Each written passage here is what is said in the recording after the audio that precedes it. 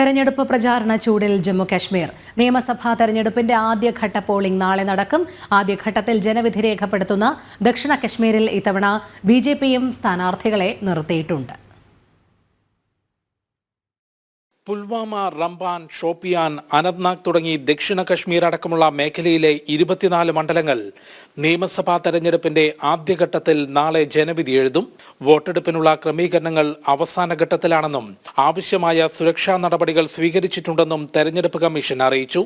ആദ്യഘട്ടത്തിൽ വോട്ടെടുപ്പ് നടക്കുന്ന ഭൂരിപക്ഷം മണ്ഡലങ്ങളും PDPയുടെ സ്വാധീന മേഖലകളാണ്.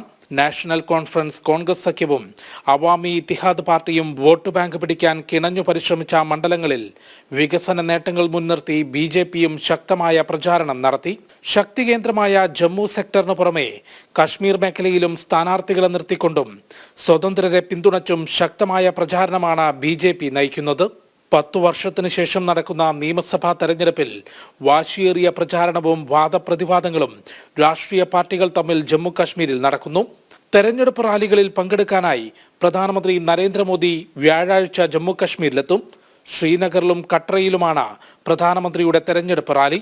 ആർട്ടിക്കിൾ 370 റദ്ദാക്കിയതിനു ശേഷമുള്ള ആദ്യ നിയമസഭാ തെരഞ്ഞെടുപ്പിൽ ആർക്ക് ശക്തി തെളിയിക്കാനാകുമെന്ന വാശിയേറിയ പോരാട്ടമാണ് ജമ്മു കശ്മീരിൽ നടക്കുന്നത്.